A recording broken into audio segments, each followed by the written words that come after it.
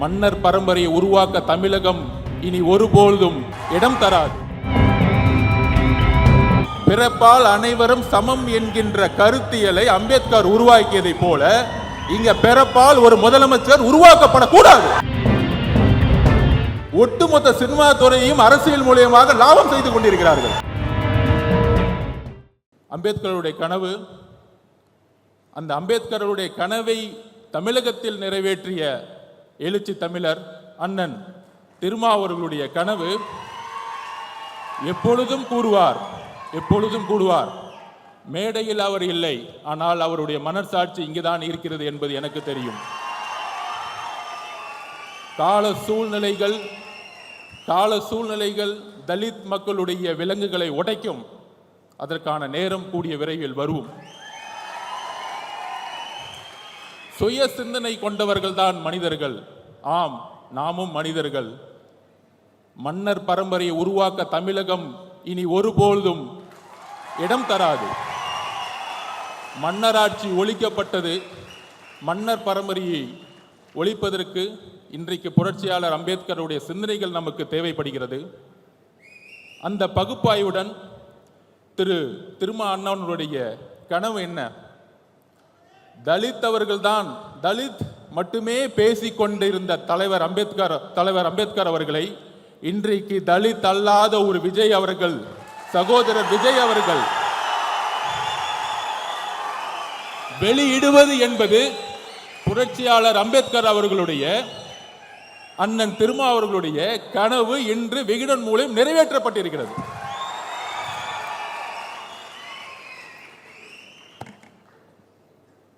இதுல சில விமர்சனங்கள். சகோதரர் விஜய் அவர்களுக்கு அரசியல் தெரியுமா? அவருக்கு கொள்கைகள் தெரியுமா? கொள்கைகள் பேசிய பல கட்சிகள் ஏன் அம்பேத்கரை இதுவரைக்கும் மேடையில் ஏற்றவில்லை?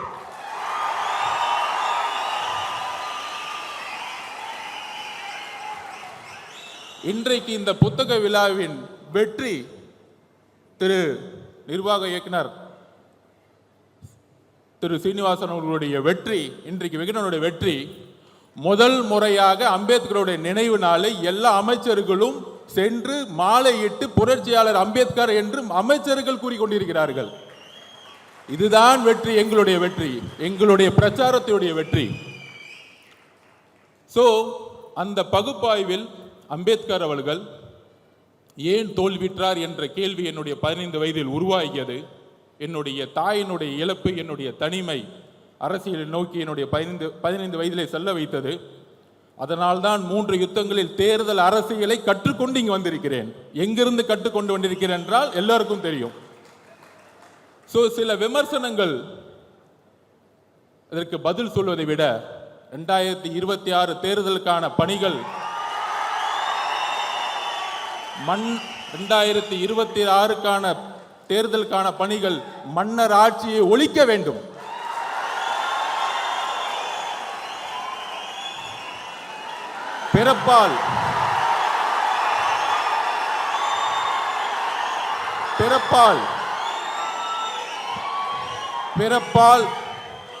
பிறப்பால் அனைவரும் சமம் என்கின்ற கருத்தியலை அம்பேத்கர் உருவாக்கியதை போல இங்க பிறப்பால் ஒரு முதலமைச்சர் உருவாக்கப்படக்கூடாது.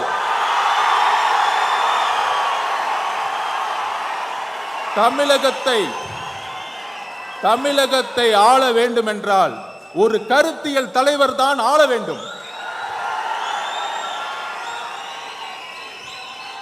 கருத்தியல் பேசிக்கொண்டு ஆட்சிக்கு வந்த பிறகு ஒரே ஒரு பதிவை சென்றுகிறேன். மத பெரும்பான்மைவாதம் பேசிக்கொண்டு இங்க இருக்கக்கூடிய நம்மில் ஒரு யுத்தியை உருவாக்க வேண்டும். 2014 ஏன் பிஜேபி வெற்றி பெற்றது? 2014 பிரசாந்த் கிஷோர் அவர்கள் என்னிடம் உரையாற்றும் போது சொன்னார், மோடி அவர்களுடைய பிரச்சாரம் குடும்ப ஆட்சி, அதன் பிறகு ஊழல் என்கின்ற குற்றச்சாட்டுகளை கூறி ஆட்சியை கைப்பற்றினார்கள். இன்றைக்கு வரைக்கும் பிஜேபி யாராலும் வெல்ல முடியவில்லை. அதே போல்தான் தமிழகத்தில் மதம், ஜாதி மதம் ஜாதி என்கின்ற தத்துவத்துடன் ஊழல் என்கின்ற ஒரு விஷயத்தை ஏன் உருவாக்க மாட்டேங்கிறோம்? அதுதான் என்னுடைய தாயோடைய இழப்புக்கு விவசாயியோடைய ஒரு விவசாயி வீட்டில் ஒரு தாய் இழக்கிறாங்கன்னா என் தாய் விவசாயம் இருக்கும்போது இறந்துருக்காங்க, தற்கொலை பண்ணியிருக்கிறாங்க. இதுதான் உண்மை. இந்த உண்மையை நான் இன்னைக்கு டிக்ளேர் பண்றேன். என்னுடைய பெரியம்மா தெலுங்குதி ஐபிஎஸ் முன்னாடி நானே ஒரு சாட்சி. அப்படி இருக்கும் பொழுது ஊழல்ங்கிற ஒரு விஷயத்தை நாம் கடந்து சென்றுகிட்டு இருக்கோம். தமிழ்நாடு ஊழலை கடந்து சென்றுகிட்டு இருக்கு. பெரியார் அவர்களுடைய கனவின் மூலயமாக மத பெரும்பான்மை வார்த்தை துடைத்தெறிந்து விட்டோம். மத பெரும்பான்மை தமிழகத்தில் கிடையாது. பிஜேபிக்கு 2% மேல இங்க கிடையாது. அதை பெரும்பான்மை முடிச்சாச்சு. ஆனால் ஒரே ஒரு ப்ராப்ளம் இருக்கு.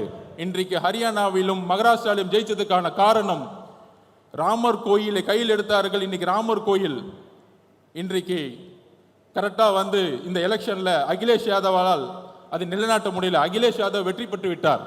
ஒரு தலித்தை பொது தொகுதியில் நிறுத்தி வெற்றி பெற வைத்து ராமர் கோயிலுங்கிற ஒரு தத்துவத்தை உடைத்து விட்டார்.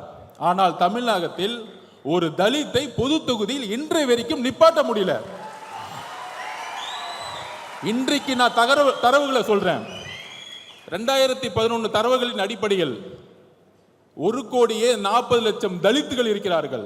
ஆனால் ஆட்சியிலும் பங்கு அதிகாரத்தில் பங்கு என்று கூறினால் அது தவறு என்று அது தவறு என்று யாரு சொல்றாருன்னா, எல்லோரும் சொல்ற மாதிரி சனாதானம் எங்கிருந்து வருதுன்னா, பிஜேபி சொன்னா மட்டும் சனாதானம் கிடையாது. ஒரு சாதாரண மனிதன் ஒரு முதலமைச்சரா வரணும், ஒரு தலித் ஒரு முதலமைச்சரா வரணும்னு சொல்லும் பொழுது அதில் முதல் குரலாக ஒலித்த குரல் திரு விஜய் அவர்களுடைய குரல். ஆட்சியிலும் பங்கு அதிகாரத்தில் பங்கு ஏன் சொல்லக்கூடாது? அதை ஏன் ஒளிச்சு வைக்கணும்? அதுக்கு ஸ்ட்ராட்டஜிலாம் தேவையில்லை. இனிமேட்டு அரசியல ஒளிச்சு வச்சு பண்ண வேணாம். எடுத்தோடனே ஸ்ட்ரைட்டா நெஞ்சுக்கு நேரம் பேசுவோம். முதுகு பின்னாடி பேசுறதுல தேவையில்லை. எதுக்கு பயம்? எதுக்குமே பயப்பட வேண்டாம். அந்த அளவுக்கு, அதாவது சினிமா துறையில் இன்றைக்கு அவரை சுத்தி 2000 கோடி ரூபாய் ஒரு தொழில் இருக்கு. அதை விடுறதுக்கு ஒரு மனசு வேணும். ஆனால் இங்கு ஒரு சினிமா துறையில் ஒரு தொழில் நிறுவனத்தை நடத்தி ஒட்டுமொத்த சினிமா துறையையும் அரசியல் மூலமாக லாபம் செய்து கொண்டிருக்கிறார்கள். ஆனால் இன்றைக்கு வரைக்கும் அது குரல் இல்லை. இந்த குரல் எங்கிருந்து வர வேண்டும்? ஏன் சினிமா துறை ஒரு நிறுவனத்தின் மூலம் கட்டுப்படுத்தப்பட்டிருக்கிறது? 4000 கோடி ரூபாய் இண்டஸ்ட்ரி ஒரு நிறுவனம் எப்படி கட்டுப்படுத்தப்பட்டிருக்கிறது? ஒவ்வொரு வாரமும் வரக்கூடிய சினிமா ஒரே நிறுவனத்தால் மட்டும் எப்படி கட்டுப்படுத்தப்பட்டிருக்கிறது? இதை மக்கள் முன் எடுத்து கூற வேண்டும். திரு விஜய் அவர்களுக்கு, சகோதரர் விஜய் அவர்களுக்கு ஒரே ஒரு கோரிக்கை, ஊழலை, தமிழகத்தின் ஊழலை எடுத்து பேசுங்கள். மதவாதத்தை எடுத்து பேசுங்கள். கொள்கைகளை பேசிக்கொண்டு ஆட்சிக்கு வந்து ஊழல் செய்யக்கூடிய 2 விஷயத்தை நான் பதிவு பண்றேன். சாமியார்கள், போலி சாமியார்கள். காஞ்சி மகா பெரியவர் நல்லவர், ஆனால் போலி சாமியார்கள் இங்க அதிகமா இருக்கிறாங்க. சாமியார்கள்ல நல்ல சாமியார்கள், அதை பத்தி நான் கவலைப்படல. அதே மாதிரி திராவிடம் நல்லது. திராவிடம் என்றால் ஒண்ணுதான். நிறைய அறிவுஜீவிகள் நிறைய பேசுவாங்க, நானும் நிறைய படிச்சுட்டேன். எல்லோரும் சமன் சொல்றதான் திராவிடம், வேற ஒண்ணும் கிடையாது. தமிழ் தேசியம்னா விடுதலை, தமிழ் தேசியம்னா விடுதலை புலிகள் பிரபாகரன் சொன்ன எல்லோரும் சமம், அவ்வளவுதான். அவரும் தான் சொன்னாரு. விடுதலை புலிகள் பிரபாகரன் அவர்கள் எப்பையும் ஜாதி மதத்தை பார்த்தது, மொழியை பார்த்ததில்லை. சோ அப்ப ஒரே ஒரு விஷயம் இருக்கு. இங்கு ஜாதியின் அடிப்படையில் உருவாகக்கூடிய தேர்தல் அரசியல், அதுதான் பிரச்சனை. நான் தலைவர் திருமாவளவனோட தேர்தல் பிரச்சாரத்துக்கு போயிட்டு இருக்கும்போது அங்க இருக்கக்கூடியவர்கள் வெறும் தலித் ஏரியாக்கு மட்டுமே அவர் கூட்டிட்டு போயிட்டு இருந்தார். அப்ப தேர்தல் அரசியல் எந்த அளவுக்கு தமிழகத்தில் மோசமாக இருந்து கொண்டிருக்கிறது. ஜாதியோடைய கட்டமைப்பு. நம்ம சொல்றோம் யூபியில இந்துத்துவ அடிப்படையில் இந்த இடத்துல முஸ்லிம் கேண்டிடேட், இந்த இடத்துல இந்து கேண்டிடேட் போட்டா எலெக்ட் பண்ணும்போது கான்ஃப்ளிக்ட் வந்துடும், நேர்மையா இருக்க மாட்டாங்க அப்படின்னு ஒரு பிஜேபி மத பெரும்பான்மை அரசியல் பண்றாங்கன்னு சொல்றோம். அதே தானே நம்ம இங்க பண்றோம். மதத்தை தூக்கி எறிஞ்சிட்டோம். ஆனா இந்த இடத்துல இந்த கம்யூனிட்டி 60% இருக்காங்க, அதனால தூக்கி அமைச்சரை போடு. ஓகே, அப்படி அமைச்சரா வரவங்க என்ன பண்றாங்க? வேங்க வயல் பிரச்சனை இன்றைக்கு வரைக்கும் தீர்க்க முடியாததுக்கான காரணம் என்ன? காவல்துறை காரணம் அல்ல, காவல்துறை காரணம் அல்ல. ஒரு கான்ஸ்டபிளால் அதை பண்ண முடியும், ஒரு கான்ஸ்டபிள் 24 கண்டுபிடிக்க முடியும்.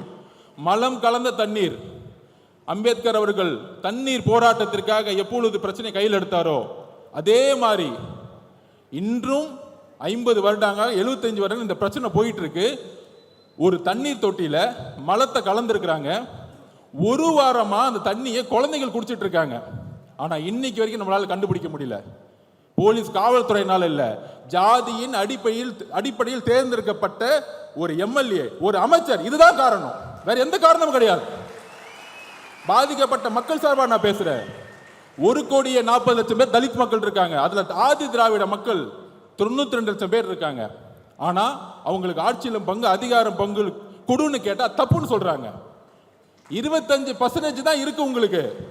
25% வச்சுக்கிட்டு எப்படி நீங்க ஒரு பெரிய கட்சி சொல்ல முடியும்? தமிழ்நாட்டில் கூட்டணி ஆட்சியை உருவாக்க வேண்டும் தமிழகத்தில், அதில் தலித் மக்கள் பெரும்ப வேண்டும். சமூக நீதியை உருவாக்கிட்டோம், சமூக நீதி 69% உருவாக்கிட்டோம். எல்லாருக்கும் வேலை கிடைச்சிருச்சு, டாக்டர் ஆயிட்டாங்க, இன்ஜினியர் ஆயிட்டு இருக்காங்க, எல்லாம் ஓகே. ஆனா அரசியல்ல அதிகாரத்துக்கு வரணும், விடவே மாட்டாங்க. மன்னராட்சி தான் இங்க இருக்கு. மன்னராட்சியை கொஸ்டின் கேட்டா உடனே சொல்லிடுவாங்க, நீ சங்கின்னு சொல்லு, இல்ல அர்பன் நக்சலைட் சொல்லு, இல்ல மாவோன்னு சொல்லு, அதை பத்தி எங்களுக்கு எந்த கவலையும் இல்லை. தமிழக மக்கள் புதிய அரசியலை உருவாக்க முடிவெடுத்து விட்டார்கள். திரு சகோதரர் விஜய் அவர்களுக்கோ அண்ணன் திருமா அவர்களுக்கோ அனைத்து கட்சிக்கோ ஒரு புதிய அரசியலை, இளைஞருக்கான அரசியலை உருவாக்குவோம். புரட்சியாளர் அம்பேத்கர் ஒரே ஒரு கனவு தான் சொன்னார், நீங்க எதுக்கு வேணா போராடுங்க. தலித் மக்களை பார்த்து உடனே சொன்னாங்க, அதிகாரத்தை நோக்கி போராடுங்கள், அதிகாரத்தை உருவாக்குங்கள். அதிகாரம் தான் நம்மளுடைய சமத்துவ மின்மையை தூக்கி எறியும். என்னுடைய தாய் இறப்புக்கு ஒரு காரணம் ஜாதி. அந்த ஜாதியை தூக்கி எறியதுக்கு தான் தலைவர் திருமாவளவன் கூட போய் சேர்ந்தேன். எல்லாரும் சொல்லுவாங்க, என் கம்யூனிட்டி சர்டிஃபிகேட்டை பார்த்துட்டாங்க, இவர் அவருன்னு. எனக்கே என் ஜாதியை தெரியாது. ஏன்னா நான் ஒரு விளையாட்டு வீரன், தமிழக விளையாட்டு ஆண்டில் படிச்சு இந்தியாவோட பிரசிடண்டா நின்றுட்டு இருக்கேன். இன்னைக்கு இந்தியாவோட பிரசிடண்டா நின்றுட்டு இருக்கேன்.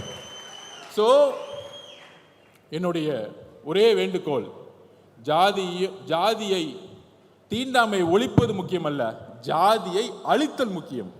ஜாதியை அழித்தல் முக்கியம். தலித் மக்களுடைய பிரச்சனை தலித் மட்டும் பேசக்கூடாது. சகோதரர் விஜய் அவர்கள் வேங்க வயலுடைய கிராமத்திற்கு செல்ல வேண்டும், அந்த மக்களுடன் உரையாட வேண்டும். நீங்க ஃபீல்டுக்கு வாங்க. மேலவள முருகேசன் அவர்களுடைய ஒரே நாள் 7 பேர் வெட்டப்பட்டிருக்காங்க. அந்த வில்லேஜுக்கு வாங்க.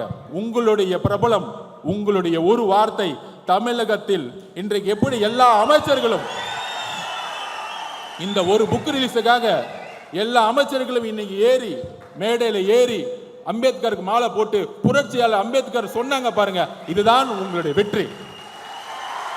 இதுக்கு தான் இந்த மேடையை உருவாக்கணும், இந்த மேடையை அதற்கு தான் உருவாக்கினோம்.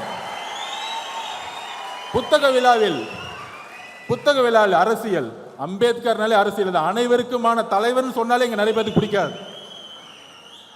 திரு பெரியார் அவர்களும் அம்பேத்கரோட கொள்கையிலும் இணைந்து இனிமேல் பயணிக்க வேண்டியணும், இணைந்து பயணிக்கணும். அப்படி இணைந்து பயணிச்சாதான் தமிழகத்தில் புது மாற்றங்கள் வேணும், புது மாற்றங்கள் உருவாகும்.